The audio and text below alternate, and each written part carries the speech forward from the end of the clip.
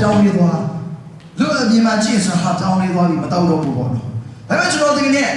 တကယ်ကြောင်းလေးဆိုတာစစ်မှန်တဲ့ကြောင်းလေးချင်းဟုတ်တာဆိုမဟုတ်ဘူးစရိတ်ကတော့တောက်နေဆေးပဲဖြစ်တယ်စရိတ်တောက်နေစရိတ်ကြိုက်နေဆေးဖြစ်တယ်မချဘူးဒီတိုင်းပဲဆက်သွားတဲ့အချိန်မှာကျွန်တော်ထောင်နေကြသွားတယ်ထောင်ကြတော့တဲ့အချိန်မှာကျတော့ထောင်ထဲမှာရောက်သွားတဲ့အချိန်မှာကျတော့ဟာဒီမိုးရဲ့ဆေးဝါးကြောင့်ကျွန်တော်ဘဝတစ်ခုလုံးဆုံးဖြတ်တတ်သွားတယ်ပြည့်စည်သွားပြီကျွန်တော်ရဲ့အနာကအားလုံးဒီကနေ့ဒီမိုးရဲ့ဆေးဝါးကကျွန်တော်ဘောအနာဂတ်ကိုလုံးကိုဖြတ်စီပလိုက်ပြီးနာကျင်တို့ခံစားရတဲ့အချိန်မှာကျွန်တော်ထောင်မှထွက်လာတယ်။တော်ပြီဒီမွေးဆေးဝါးဒီလုံးဝကျွန်တော်မချတော့ဘူးစိတ်နာတယ်။တကယ်လည်းအပြင်ရောက်လာတယ်။အပြင်ရောက်လာတဲ့အချိန်မှာnumber 4တော့မချပါဘူး။ဘိန်းတွေမချပါဘူး။ဒါနဲ့ရချတယ်။စရိတ်ကြိုက်နေဆေးရဖြစ်တယ်။ဘယ်လိုရှိတော့တငယ်ချင်းတွေကတောက်နေတာကိုမြင်တဲ့အချိန်ပါလေစိတ်ထဲမှာလေအရန်တောက်ချင်တဲ့စိတ်ကတော့ရှိနေသေးပဲရှိနေတဲ့အချိန်မှာခါတောက်ချင်တဲ့စိတ်ရှိလာတဲ့အချိန်မှာမတောက်မိအောင်ထိန်းချုပ်ရတယ်လူတယောက်ကကိုတောက်ချင်တဲ့ကိုစားချင်တဲ့ຢာတခုကိုမစားမိအောင်ကိုရဲ့လက်တော်အချင်းနဲ့အကြောင်းအရာကျမရေးရဖြစ်ရှောင်းဖို့ဖြစ်လာတဲ့အချိန်မှာအရန်စိတ်ပြင်ပန်းတော့ပြင်ပန်းတာမရှိဘူးဟုတ်တယ်မလားမဆိုတော့လူငယ်တွေဆိုတော့ဟိုမှာမင်းလေးလေးပါတယ်ဆိုတော့ဘယ်သူမှမဝချင်ကြပါဘူးဝါချင်တဲ့လူတယောက်မှမရှိပါဘူးတဲ့ဆိုတော့အဲ့မဲ့ခါတလေကျရင်တော့စားချင်တာလေနော်စားချင်တဲ့အချိန်မှာကိုကအရန်ကြိုက်တယ်ကြိုက်တဲ့အချိန်ဝတ်တက်ပါလေကြောက်တဲ့အချိန်မှာမစားဖြစ်တဲ့အချိန်မှာစိတ်ထဲမှာခံစားရတဲ့အဲ့ဒီ feeling တော့မကောင်းတာမရှိဘူးဆိုတော့ပြောချင်တာကလေမကြိုးစားနိုင်ပါဘူးတစ်ချိန်ရမယ်သုံးချိန်ရမယ်၄-၅ချိန်တက်မှာမဟုတ်ပါဘူးစားမိတာပဲတောက်မိတာပဲဆိုတော့ကျွန်တော်ရဲ့တက်တာချင်းမှာဒီနေ့အဲ့ဒီလိုပဲဒီနေ့မရပါဘူးပြန်တောက်ပြီးသွားတာပဲဆိုတော့အချိန်လေးပေါ်မှာပြောင်းလဲခြင်းကအဲ့လိုဖြစ်တယ်ဆိုတာပြောပြချင်ဖြစ်တယ်အချိန်လေးအမျိုးမျိုးကြောင့်ပြောင်းလဲခြင်းကဥပမာကဒီနေ့လောကရဲ့အချစ်ကြောင့်ဒီနေ့ပြောင်းလဲတဲ့လူတွေရှိတယ်တချို့လူတွေကကိုယ်အရန်ကြိုက်တဲ့ကောင်မလေးကိုအရန်ကိုလုံးဝရောက်နေတဲ့ကောင်မလေးတယောက်ကိုလိုက်တဲ့အချိန်မှာအဲ့ကောင်မလေးစီကအဖြေရချင်လို့လုံးဝမရမကလိုက်ချင်လို့ကောင်မလေးကစလိဖြတ်ပါလို့ပြောနေနော်ဖြတ်တာပဲနော်တကယ်စလိဖြတ်တယ်ဒါပေမဲ့အဲ့ဒါကတကယ်ဒီမြင်လားဆိုမဒီမြင်ဘူးမယုံမရှိနဲ့အဲ့ဒီကောင်မလေးနဲ့အစမပြေကြည့်လိုက်စလိမကဘူးအရက်တော်မှတောက်သွားတာအရက်ပရိနာမမဟုတ်သွားတာပဲအဲ့ဒါလို့ရှိတာကအချင်းရဲ့ပုံမှာပြောင်းလဲခြင်းကမတည်ငြိမ်ဘူးစစ်မှန်တဲ့ပြောင်းလဲခြင်းမဟုတ်ဘူးဆိုဒီမှာရှိတဲ့ညီကောင်မအရောက်ချင်းစီတိုင်းတဲ့တာပဲမှာခန္ဓာစိတ်ဝိညာဉ်တည်နေဘုရားကတည်နေသူ့အထက်မှာပြောင်းလဲစေခြင်းဖြစ်တယ်အာမင်တဲ့ဘဝဒီနေ့အမှန်တကယ်စစ်မှန်တဲ့ပြောင်းလဲခြင်းဝိညာဉ်ရမှာခန္ဓာပိုင်းမှာရောစိတ်ပိုင်းမှာရောဒီနေ့ခန္ဓာအတိအကျမှာတဲ့ဘဝတစ်ခုလုံးကတဲ့ဘဝတစ်ခုလုံးတကယ်အမှန်တကယ်တည်နေလုံးဝခြားလာတဲ့အခုရရှိလက်ရှိဘဝအခြေအနေအရာကတည်းကခြားလာတဲ့ဘဝတုတ်တာဝရောက်ခြင်းနဲ့ပြောင်းလဲခြင်းနဲ့ဆိုရင်တရားမရှိတယ်တနည်းမရှိတယ်အဲ့ဒါကသူခရစ်တော်အထက်မှာပဲဖြစ်တာဖြစ်တယ်အာမင်သူခရစ်တော်ကိုတည့်ရဘဝအတ္တအထဲမှာတကယ်နဲ့ဒီနေ့နေရာပေးလိုက်တဲ့အချိန်မှာသူခရစ်တော်အထက်မှာတင်ရောက်ရှိလာတဲ့အချိန်မှာတဲ့ဘဝတစ်ခုလုံးကြီးပြောင်းလဲလာမှာဖြစ်တယ်အာမင်အဲ့တော့ဒီနေ့ဒီညမှာဒီကောင်းရာစကွန်တို့အားလုံးလို့ရကြတယ်လူမီဒီကခရစ်တော်နဲ့ရှိနေအတိတ်ပြုပြီးတဲ့တော်ဖြစ်တယ်အတိတ်ဆိုတဲ့အရာ new အတိတ်ဆိုတဲ့ဒီနေ့အရာဖြစ်ဖို့ကြတော့ဒီနေ့ခရစ်တော်နဲ့ရှိဖို့လိုအပ်ဖြစ်တယ်အာမင်ဘာသာရေးချင်းမှမပြောထားဘူးနော်ကိုင်းကနာချင်းမှမပြောထားဘူးနော်ဆရာသမားတွေဆိုတာမပါဘူးကျမ်းစာကြောင်းလည်းမပါဘူးခရစ်တော်နဲ့အာမင်ခရစ်တော်နဲ့သူခရစ်တော် တော်နဲ့အမှန်တကယ်တင်ရှိနေမယ်ဆိုရင်တင်ရှိလာမယ်ဆိုရင်တင်အတ္တချဲပါတဲ့သူခရစ်တော်တကယ်တင်နဲ့ရှိလာမယ်ဆိုရင်တင်ဘဝအတ္တတကယ်ကြောင်းနေတာမှဖြစ်တယ်အာမင်ကျွန်တော်ဒီနေ့အမတမစိတ်မိမိမတကယ်ဒီဝိဆေဝတ်ဘောဒီကလူမျိုးဖို့ကျွန်တော်ကြိုးစားခဲ့တဲ့အချိန်မှာမရခဲ့ဘူးဒီနေ့အမတမစိတ်မိမကျွန်တော်ကြိုးစားပြီးမရခဲ့တဲ့ကျွန်တော်ဘဝအတ္တကျွန်တော်အလုံးတည်တာပေါ့အမှဆိုဝိဆေဝတ်ဆိုတာမကောင်းတာမဟုတ်ပါဘူးတကယ်ကောင်းပါတယ်အရသာရှိလို့ကျွန်တော်ဆွဲတော့တာဝိဆေဝတ်တော့အရသာရှိတာမရှိပါဘူးတကယ်ကဘာပေါ်မှာဒါစင်ကမ်ချစ်ဖြစ်တဲ့အတွက်တကယ်ဘီလီယံနာတဲ့ထေကြီးတွေကဒီသူတို့စိတ်ပြင်ပတဲ့အရာတွေကိုဒီနေ့ဟိုအပန်းရှင်းနေနေဒါသူတို့တုံးကြတာအစမ်းကောင်းတယ်အဲ့ဒီအရာကိုဒီနေ့ကောင်းတယ်လို့ပြောတဲ့အချိန်မှာမတော့ဘူးတဲ့လူတွေကပဲသိမလဲမဟုတ်လားမသိဘူးလေနော်ဒါပေမဲ့တကယ်အရင်ကောင်းတာဖြစ်တယ်ကောင်းလို့သူတို့ဆွဲသွားတာဖြစ်တယ်ဒါပေမဲ့ကျွန်တော်ဘောတော့တာထဲမှာလေအဲ့ဒီကျွန်တော်အစမ်းကောင်းတယ်လို့ထင်ခဲ့တဲ့မူရစေဝအရင်ကောင်းတယ်လို့အရင် feeling ရှိတယ်အစမ်းကောင်းတယ်ဟာတာကြီးကကျွန်တော်ဘောမှာတကယ်အရင်မစွလို့နိုင်တော့အရင်ကောင်းတယ်လို့ထင်ခဲ့တဲ့အရာကကျွန်တော်ဘောကိုတဖြည်းဝမ်းနေသွားတယ်ဘယ်လိုကျွန်တော်ချိုးကို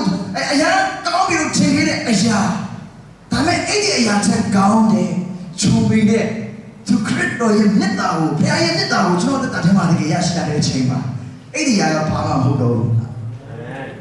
ဘာမှမဟုတ်တော့တာဖြစ်တယ်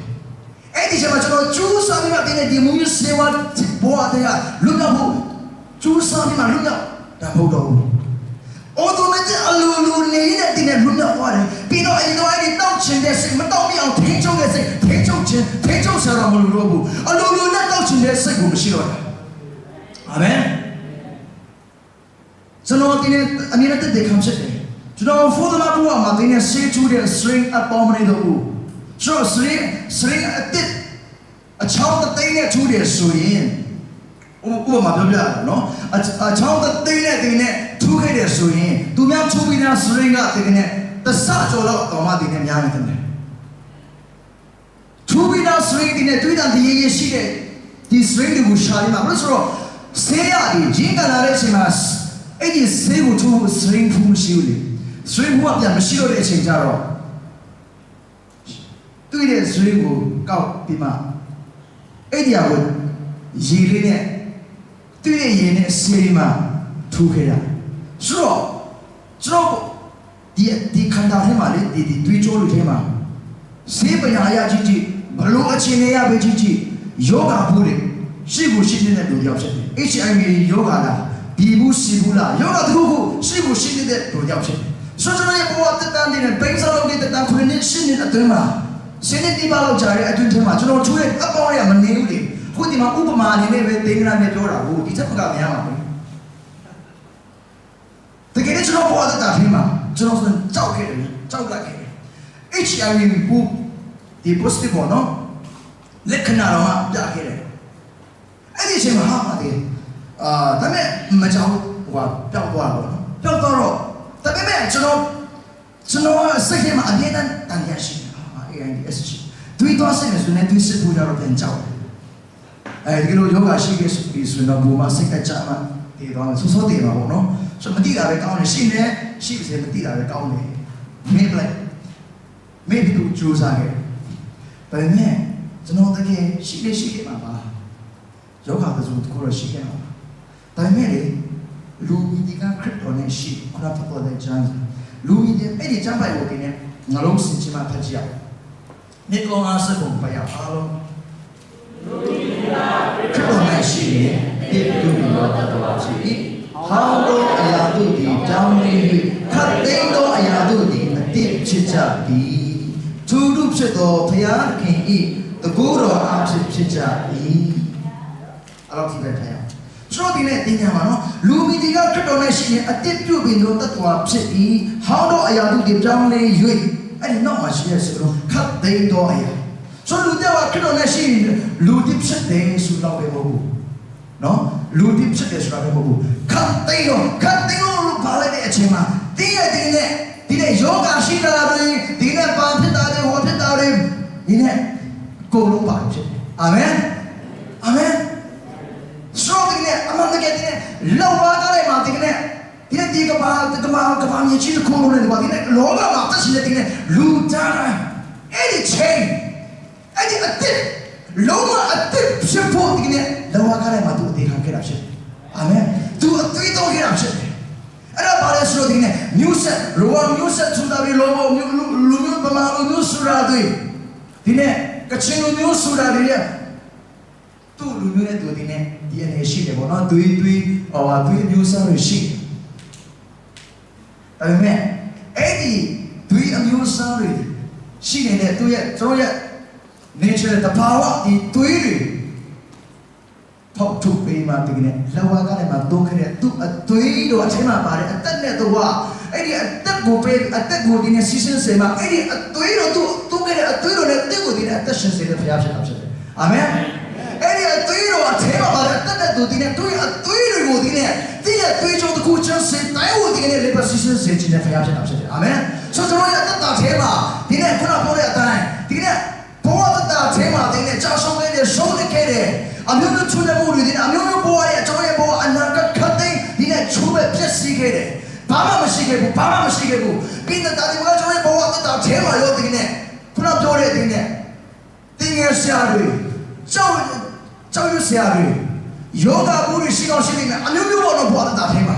ဒါပေမဲ့ဒီကနေ့ဒီလိုမျိုးဘဝတတာရောက်သွားတဲ့ကျွန်တော်ဒီဘဝတတာရှိနေကျွန်တော်ကိုဒီနေ့သူလောက်ဝါကြတဲ့နေရာမှာတုံးခနဲ့အသွေးတော်အထဲမှာကျွန်တော်လက်တည်လာတယ်သူအသွေးတော်ကကျွန်တော်အထဲမှာဒီနေ့စီးဆင်းလာတယ်သူလောက်ဝါကြတဲ့မှာဒီနေ့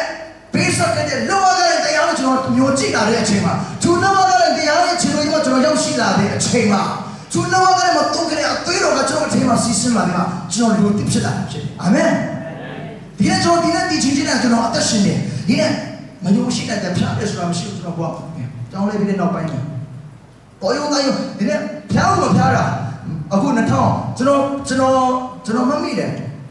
ကျွန်တော်ပြောင်းလဲတာ2010မှာပြောင်းလဲတယ်အဲ့ဒီ2010ကနေပြောင်းလဲပြီးမှဒီနေ့ဒီအချိန်ဒီနိုင်ကြီးဒီနေ့ကျွန်တော်ဘုရားမှာကျွန်တော်ရင်းနေရှိရတယ်၄၅နှစ်လောက်ရှိလာပြီမခလောင်းတစ်ခါပြီးရှိဖို့ရဒီကြောင်းဖျားတယ်ဆိုတာမရှိဘူးအာမင်အာမင်ကျွန်တော်တို့ရှင်နာကလေတဲ့တတာထဲမှာအမှန်တကယ်ခရစ်တော်ရဲ့တင်တကယ်ရှိပြီဆိုရင်ဒီဘဝတစ်ခုလုံးဒီကနေ့ကျမ်းမာရေးရောဝေချေရောဒီကနေ့အခက်သိမ်းမှာပညာရေးရောပါ